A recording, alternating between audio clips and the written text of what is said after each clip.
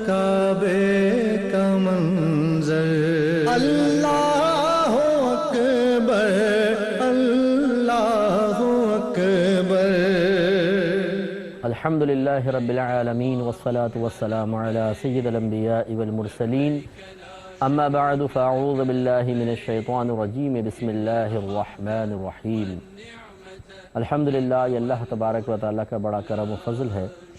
कि उसने हमें एक अफ़ज़ल तरीन इबादत के बारे में जानने, उसकी अदायगी का तरीक़ा समझने और उसके तक़ाज़ों के मुतालिक गौर व तफ़क्कुर करने की तौफ़ीक़ अता फ़रमाई। हज एक बहुत ही अफ़ज़ल और बड़ी इबादत है। नबी करीम सल्लल्लाहु अलैहि वसल्लम ने इसके बेशुमार फ़ज़ाइल इरशाद फ़रमाए, जिसमें से एक फ़ज़ीलत ये भी है कि बुखारी मुस्लिम की रिवायत के मुताबिक कि जब हाजी हज करे और उसमें कोई झगड़ा वगैरह ना करे और फ़िस्क़ व फ़ुजूर से बचता रहे तो वो गुनाहों से पाक व साफ़, इस तरह पाक व साफ़ होकर घर वापस आता है जैसे आज ही अपनी माँ के पेट से पैदा हुआ है। ये बहुत ही मकबूल और अफ़ज़ल इबादत है, बशर्ते कि अल्लाह तबारक व तआला इसको दराजा कबूलियत अता फ़रमाए। एक मुसलमान होने की हैसियत से हमें ये मालूम होना चाहिए कि हज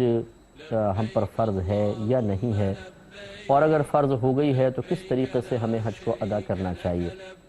हज़ारों मुसलमान भाई और बहन हज की अदायगी के लिए इस वक्त तैयार हैं और पूरी दुनिया से काबतुल्लाह का क़स्द इरादा कर रहे हैं, और उसके बाद फिर मीना है, मुज़दलिफ़ा है, अरफ़ात है और दीगर अरकान हज हैं, उनकी अदायगी का क़स्द इरादा है। अल्लाह ताला उनको हज करने की तौफ़ीक़ अता फ़रमाए और हमें भी और जो हमें सुन रहे हैं हम सबको बार बार हज करने की तौफ़ीक़ अता फ़रमाए। इससे पहले कि मैं आपकी खिदमत में हज की अदायगी, हज की तारीफ़, फिर शरई हैसियत और फिर हम मुकम्मल तौर पे हज की अदायगी का तरीक़ा, इसमें एहतियात, इसकी शरई हैसियतें और इसमें जो कफ़ारे वग़ैरह, दम या बदना वग़ैरह लाजिम होता है उसकी ज़रूरी तफ़सील अर्ज़ करें, मेरे साथ मिलकर एक दफ़ा आप सब तलबिया पढ़ें। लब्बैक अल्लाहुम्मा लब्बैक, लब्बैक ला शरीक लक लब्बैक, इन्नल हम्दा वन निअमत लक वल मुल्क ला शरीक लक। ये तलबिया है और बहुत ही प्यारी इसकी फ़ज़ीलतें हैं, और ये बहुत ही प्यारी एक सदा होती है जब हाजी जाते हैं और इज्तिमाई तौर पे बाज़ औक़ात तलबिया पढ़ रहे होते हैं तो एक अजीब रिक़्क़त अंगेज़ मंज़र होता है। इंशाअल्लाह वो अपने वक्त पर इसकी फ़ज़ीलत वग़ैरह भी अर्ज़ करेंगे। सबसे पहले हज की तारीफ़ याद रखें कि मख़सूस वक्त में एहराम पहनकर 9 ज़ुल्हिज्जा को मैदान अरफ़ात में वक़ूफ़ करना और उसके बाद तवाफ़ ज़ियारा करना, ये 2 चीज़ों का नाम हकीकतन हज है।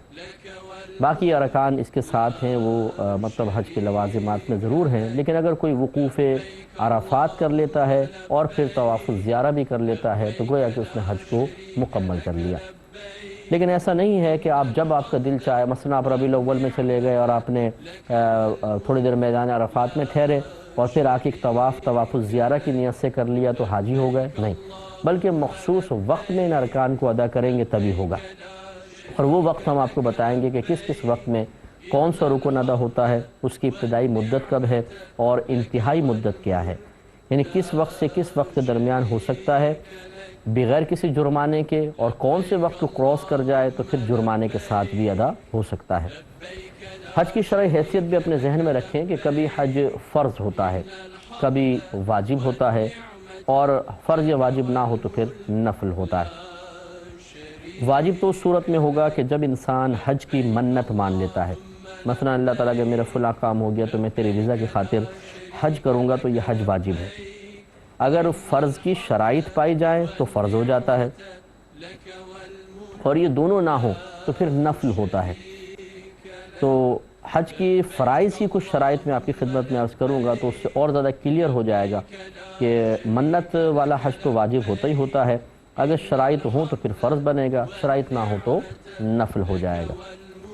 तो हज किन लोगों पर फ़र्ज़ होता है ये जानना भी बहुत ज़रूरी है। हमारे बहुत सारे मुसलमान भाई और बहन ऐसे हैं कि जो हज की इस्तिताअत रखते हैं, उनके पास उनके अंदर तमाम शराइत जमा हो रही होती हैं, लेकिन वो हज समझते हैं कि जी हम तो, हमारे पास पैसा नहीं है, अभी शायद हम पे हज फ़र्ज़ नहीं है, और इस तरीक़े से बाज़ औक़ात तो पूरी ज़िंदगी हज कर नहीं पाते हैं। اور یا اس میں تاخیر کے مرتکب ہو کر اپنے نام اعمال میں گناہ لکھواتے ہیں۔ اللہ تبارک و تعالیٰ نے دیکھیں حج کی فرضیت کا بیان فرمایا اور مسلمانوں پر حج کو فرض رکھا، لیکن یقینی سی بات ہے یہ ان لوگوں کے لیے ہے کہ جن میں شرائط پائی جاتی ہیں۔ تو پہلے اس کی فرضیت کی دلیل دیکھ لیں، پھر ہم انشاءاللہ آپ کی خدمت میں شرائط عرض کریں گے۔ یہ چوتھے پارے میں آیت نمبر 97 ہے۔ اللہ تبارک و تعالیٰ ارشاد فرماتا ہے وَلِلَّهِ عَلَى النَّاسِ حِجُّ الْبَيْتِ مَنِ اسْتَطَاعَ إِلَيْهِ سَبِيلًا وَمَنْ كَفَرَ فَإِنَّ اللَّهَ غَنِيٌّ عَنِ الْعَالَمِينَ۔ اللہ تعالیٰ ارشاد فرماتا ہے اور اللہ تبارک و تعالیٰ کے لیے لوگوں پر کعبۃ اللہ کا حج فرض ہے، اس شخص پر کہ جو راستے کی حج کی تمام راہ کی استطاعت رکھتا ہے، اور جو انکار کرے، جو اس بات کو نہ مانے، تو بے شک اللہ تبارک و تعالیٰ تمام جہان سے بے پرواہ و بے نیاز ہے۔ تو گویا کہ اللہ تعالیٰ نے لوگوں پر حج کو فرض قرار دیا، لیکن یقینی سی بات ہے کہ جیسے نماز ہر شخص پہ فرض نہیں ہوتی، اس کی کچھ شرائط ہوتی ہیں، ایسے ہی حج کی بھی کچھ شرائط ہیں اس کی فرضیت کی، تو وہ ہمیں جاننا بہت ضروری ہے تاکہ ہم اس بات کو جانیں۔ اس میں کئی فائدے ہوں گے۔ نمبر ایک، اگر ہمارا کوئی مرحوم ایسا شخص ہے، والدین ہیں، چچا ہیں، تایا ہیں، پھپھا ہیں، کوئی دوست ہے کہ جس پر حج فرض ہو گیا تھا لیکن ادائیگی کے بغیر وہ فوت ہو گئے، اس لا علمی کی بنا پر کہ ان کو پتہ ہی نہیں تھا کہ مجھ پہ حج فرض ہو گیا ہے، تو کم از کم ہم ان کی طرف سے حج بدل کروا کے حج کے وبال سے ان کو بچا سکتے ہیں۔ دوسرا یہ کہ بعض اوقات ہم غریب ہوتے نہیں ہیں لیکن غریب بنتے ہیں، اور ہم کہتے ہیں جی ہمارے پاس تو پیسہ ہی نہیں ہے، پیسہ ہوگا تو حج کریں گے ورنہ کیسے کر سکتے ہیں، حالانکہ شرائط ان میں پائی جا رہی ہوتی ہیں اور حج ان پہ فرض ہو رہا ہوتا ہے، لیکن اسی طرح کے ہیلے بہانے یا کم علمی کی بنا پر وہ سمجھتے ہیں حج فرض ہی نہیں ہے، اور اس طرح تاخیر کے مرتکب ہو کے گناہ گار، اور کبھی ایسا بھی ہوتا ہے کہ اچانک موت کا شکار ہونے کے بعد حج سے محروم رہ جاتے ہیں۔ اور نبی کریم صلی اللہ علیہ وسلم کا فرمان ذیشان ہے کہ جو حج پر استطاعت رکھتا ہو اور پھر وہ کسی عذر کے بغیر حج نہ کرے تو وہ چاہے یہودی ہو کر مرے چاہے عیسائی ہو کر مرے۔ یعنی انتہائی سرکار نے شدید ناراضگی کا اظہار فرمایا ہے، لہٰذا حج کی فرضیت کا جاننا بہت ضروری ہے۔ یاد رکھیں کہ حج کے فرض ہونے کی 8 شرائط ہیں۔ نمبر 1 اسلام، یعنی مسلمان پہ حج فرض ہے، کافر پر نہیں ہوگا۔ نمبر 2 بلوغ، بالغ پر حج فرض ہے، نابالغ پر نہیں۔ اور بلوغت کی عمر لڑکے کے اندر 12 سے 15 سال کے درمیان جب کبھی اس کے اندر آثار بلوغت ظاہر ہو جائیں، مثلا احتلام وغیرہ ہو جائے، وہ بالغ ہو جائے گا۔ اور 12 سے 15 سال کے درمیان اگر کوئی ایسی علامت ظاہر نہیں ہوتی تو 15 سال کے بعد تو اس کے لیے بلوغت کا حکم دے ہی دیا جاتا ہے۔ ہمارے ویسے ملکی قانون کے مطابق 18 سال کا لڑکا ایڈلٹ ہوتا ہے یا اس لڑکی بھی، لیکن شرعی لحاظ سے 15 سال لمٹ ہے کہ 15 سال کے بعد لڑکا بالغ ہو جائے گا۔ اور بچیوں میں بلوغت کی عمر 9 سے 15 سال کے درمیان، جب کبھی انہیں حیض آ جائے یا اگر نکاح ہو گیا ہے اور حمل ٹھہر جاتا ہے تو یہ اس بات کی علامت ہے کہ وہ بالغہ ہیں، یا اگر 9 سے 15 سال کے درمیان آثار بلوغت ظاہر نہیں ہوتے تو لڑکے کی مثل 15 سال کے بعد ان کے لیے بھی بلوغت کا حکم ہوگا۔ معلوم یہ ہوا کہ یہ جو ہمارے ہاں تصور قائم ہو گیا ہے کہ پہلے ذرا سفیدی آ جائے بالوں میں پھر حج کریں گے، بوڑھے ہونے کے بعد کریں گے، ہمارا مذہب اسلام بوڑھے ہونے کو حج کی فرضیت کی شرط قرار نہیں دے رہا بلکہ بلوغت کو۔ لہٰذا اگر ایک لڑکا 15 سال کا ہے اور مالدار بچہ ہے، اس کے اپنے ذاتی اس کے پاس اتنا مال ہے کہ وہ حج کر سکتا ہے، تو یاد رکھیں حج فرض ہو جائے گا۔ اسی طرح لڑکی کا معاملہ۔ تیسرا ہے عقل۔ عقل کا مطلب یہ ہے وہ پاگل اور مجنون نہ ہو، صاحب عقل ہو، اس پہ حج فرض ہے۔ پھر چوتھا ہے آزاد ہونا، یعنی غلام نہ ہو، غلام پہ حج فرض نہیں ہوتا، اب غلامی کا دور تو رہا نہیں، اب تقریباً ہم سب لوگ آزاد ہیں، لہٰذا ہمارے اندر یہ شرط بھی موجود ہے۔ پانچواں ہے تندرست ہونا، یعنی ایسی بیماری نہ ہو کہ بیچارہ چل کر وہ حج بھی نہ کر سکے، اگر ایسا معاملہ ہے تو پھر اس پہ حج فرض نہیں ہوگا۔ چھٹا ہے بینا ہونا، یعنی نابینا نہ ہونا، آنکھوں والا ہونا، نابینا پہ حج فرض نہیں ہوتا، چاہے کہ اس کو پکڑ کر لے جانے کی صلاحیت رکھتا ہو تب بھی اس پہ حج فرض نہیں ہے۔ ہاں ادا کرے گا تو بہرحال ادا ہو جائے گا، لیکن اس پہ حج فرض نہیں ہے۔ چنانچہ اگر کوئی نابینا شخص ہے اور وہ حج کی ادائیگی نہیں کرتا ہے، چاہے کتنا ہی مالدار کیوں نہ ہو، ہم یہ نہیں کہیں گے کہ یہ حج کی فرض کی ادائیگی کیے بغیر مر گیا ہے، لہٰذا اس پہ حج فرض نہیں ہوگا، یاد رکھیں۔ ساتواں یہ ہے کہ وہ زاد راہ کا مالک ہو، جیسے اللہ تعالیٰ نے من استطاع الیہ سبیلا کے ساتھ حج کی فرضیت کو مقید کیا ہے، کہ جو شخص راستے کی زیادہ راہ کی استطاعت رکھتا ہو۔ اب اس میں کیا کی چیز آتی ہیں دیکھیں، نمبر ایک سفر خرچ۔ سفر خرچ کا مطلب یہ ہے کہ کھانے پینے کا، پھر قربانی وغیرہ کا، اور دیگر جو لوازمات اور ضروری چیزیں ہیں ان تمام کا خرچ اس کے پاس ہو۔ نمبر دو سواری کا، یعنی فلائٹ کا ٹکٹ وغیرہ، پھر اسی طرح بسوں کے جو وہاں پہ کرائے وغیرہ ہیں وہ سب، اور اس کی غیر موجودگی میں گھر والوں کے لیے وہ جتنا، یعنی 40 دن کا پیکج ہے، 15 ڈیز کا ہے، 25 ڈیز کا ہے، جتنے عرصے وہ گھر سے باہر رہے گا وہ گھر والوں کو اتنی غیر حاضری کا نفقہ بھی دینے پر قدرت رکھتا ہو۔ مثال کے طور پہ 40 دن کا پیکج ہے تو 40 دن میں جتنا گھر میں خرچہ ہوتا ہے، جب یہ شخص سفر خرچ، سواری کے خرچ اور اتنے زیادہ راہ کا مالک ہوگا تب اس پہ حج کی فرضیت کا معاملہ ہوگا، ورنہ نہیں ہوگا۔ اور پھر یہ بھی ضروری ہے کہ اس مال کا اس کی حاجت اصلیہ سے زائد ہونا۔ حاجت اصلیہ ان چیزوں کو کہتے ہیں کہ جن کے بغیر انسان کا گزارا انتہائی دشوار ہو۔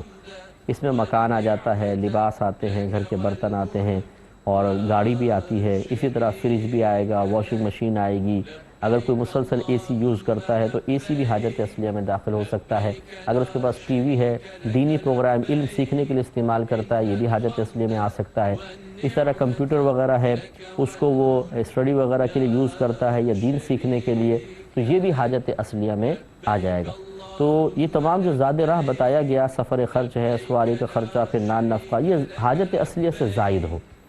بعض لوگ ہم سے کویسچن کرتے ہیں کہ ہم نے اپنا مکان بنانے کے لیے ہم پیسہ جمع کر رہے ہیں، تو کیا اس پیسے کو دیکھا جائے گا کہ مثال کے طور پر 9 لاکھ 10 لاکھ روپے جمع ہیں، تو کیا اس کی وجہ سے حج فرض ہوگا؟ دیکھیں، اگر تو آپ نے جیسے حج کے یہ ایام آئے آپ نے فوراً کوئی مکان خریدنا ہے تو ہم یہ کہیں گے کہ یہ حاجت اصلیہ میں مستغرق ہیں، یعنی جب آپ کے پاس اپنا ذاتی مکان نہ ہو۔ اگر پہلی ایک مکان ہے دوسرا لینا چاہتے ہیں تو پھر یہ حاجت اصلیہ نہیں ہے، لیکن اگر آپ کرائے پہ رہتے ہیں، اپنا مکان خریدنا چاہتے ہیں اور بالکل جیسے ہی حج کے ایام آتے ہیں آپ اس میں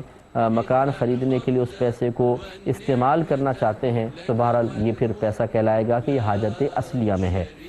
لیکن اگر ایسا نہیں ہے، آپ پیسہ جمع کر رہے ہیں، مکان خریدیں گے 4-5 سال بعد، اس طرح بیٹی کی شادی کے لیے بعض لوگ پیسہ جمع کر کے رکھتے ہیں، تو وہ یہ پوچھتے ہیں کہ جی اگر حج کا سیزن آ گیا ہے تو کیا حج فرض ہوگا؟ تو یاد رکھیں کہ بیٹی کی شادی کے لیے جو پیسہ جمع ہو یہ بھی کوئی حاجت اصلیہ کے اندر مستغرق پیسہ نہیں کہلائے گا، یہ بھی حج کی فرضیت میں اپنا کردار ادا کرے گا۔ لہٰذا یہ 7 شرائط ہو گئیں۔ 8واں ہے کہ ان تمام شرائط کا حج کے ایام میں پایا جانا، یہ بھی شرط ہے۔ حج کے ایام کیا کیا ہیں؟ شوال کا پورا مہینہ، یعنی جیسے رمضان کا مہینہ ختم ہوتا ہے تو شوال شروع ہوتا ہے، شوال، پھر ذی قعدہ، اور اس کے بعد ذی الحجہ کے ابتدائی 10 دن۔ یہ جو 2 مہینے 10 دن ہیں تقریباً سمجھ لیں، یہ حج کا سیزن کہلاتے ہیں، حج کے ایام کہلاتے ہیں۔ ان دنوں کے اندر اگر کسی کے پاس پیسہ ہے تو پھر سمجھ لیجئے کہ وہ شخص اس پر حج فرض ہو جائے گا۔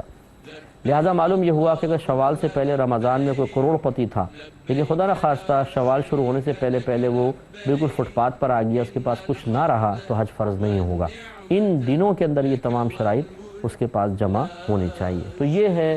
حج کے فرض ہونے کی شرائط۔ ایک دفعہ خلاصہ اس کا دیکھ لیں۔ نمبر 1 مسلمان ہونا، نمبر 2 بالغ ہونا، نمبر 3 عقل والا ہونا، یعنی پاگل مجنون نہ ہو، نمبر 4 آزاد ہونا، نمبر 5 تندرست ہونا، بیمار نہ ہو، نمبر 6 آنکھوں والا ہونا، نابینا نہ ہو، نمبر 7 زیادہ راہ کا مالک ہونا، اس میں سفر خرچ، سواری وغیرہ، اور جب تک وہ غیر حاضر رہے گا گھر کا نفقہ، اور 8واں ان تمام شرائط کا حج کے مہینوں میں پایا جانا۔ اب آپ تھوڑا سا غور و تفکر خود کر لیجئے کہ کیا آپ میں یہ تمام شرائط جمع ہیں؟ اگر ہیں، اب جیسے حج کے ایام چل رہے ہیں، شوال کا مہینہ کا بالکل اختتام ہے، ذی قعدہ ہے، ذی الحجہ بھی آئے گا، تو یہ جو دن چل رہے ہیں یہ حج کے ایام ہیں۔ ان میں اگر آپ کے پاس اتنا پیسہ ہے تو سمجھ لیجئے کہ آپ پہ حج فرض ہو چکا ہے۔ اب بالفرض اگر آپ دیکھتے ہیں کہ جی اب تو مطلب کاروان والے جو ہوتے ہیں یا گورنمنٹ جو ہے وہ پیسہ لینا بند کر چکی ہے، کیونکہ ایک مخصوص وقت ہوتا ہے، اس سے پہلے پیسہ جمع کرانا ہوتا ہے، اب تو فلائٹ جانے کا ٹائم آ گیا، تو کیا اب بھی حج فرض ہوگا؟ بالکل حج فرض ہوگا، ادائیگی ابھی لازم نہیں ہوگی، اگلے سالوں میں آپ ادا کریں۔ کیونکہ اس سال تو نہیں کر سکیں گے اگر آپ کے پاس اب پیسہ آیا ہے تو، لیکن آپ پہ حج تو فرض ہو گیا ہے۔ اب آپ کو زندگی میں کبھی بھی آپ مطلب یہ کہ نیکسٹ ایئر آپ کو موقع ملے آپ فوراً جائیں، خدا نخواستہ کوئی ایسی پریشانی آ جائے اس سے اگلے سال، یعنی اب حج فرض ہو گیا ہے، یہ فرضیت کبھی ختم نہیں ہوگی، اب یہ قائم رہے گی، اب آپ کو حج کرنا ہی ہوگا۔ یہ یاد رکھیں کہ ایک ہوتا ہے حج فرض ہو گیا، اب کیا ادائیگی بھی واجب ہو گئی ہے کہ نہیں، اس کی کچھ الگ شرائط ہوتی ہیں۔ مثال کے طور پہ نمبر 1 راستے کا پرامن ہونا، جیسے اب بعض ملکوں میں جیسے شام میں ہے، اب حالت جنگ ہے، مثال کے طور پہ کوئی مالدار آدمی ہے اس پہ حج فرض ہے، لیکن وہ گھر سے اگر نکلتا ہے تو گولی لگنے کا اندیشہ ہے اور کسی چیز کا اندیشہ ہے، تو ہم یہ کہیں گے کہ حج فرض تو ہو گیا لیکن اس کی ادائیگی آپ پر واجب نہیں ہے۔ یہ یاد رکھیں کہ بعض اوقات چیز فرض ہو جاتی ہے لیکن اس کی ادائیگی کو شریعت مؤخر کر دیتی ہے کہ ابھی نہ کرو بعد میں کر لینا، اس لیے راستے کا پرامن ہونا وجوب ادا کے لیے، یعنی ادائیگی کے واجب ہونے کے لیے شرط ہے۔ دوسرا، اگر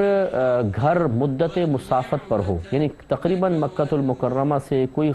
خاتون 92 کلومیٹرز دور رہتی ہوں،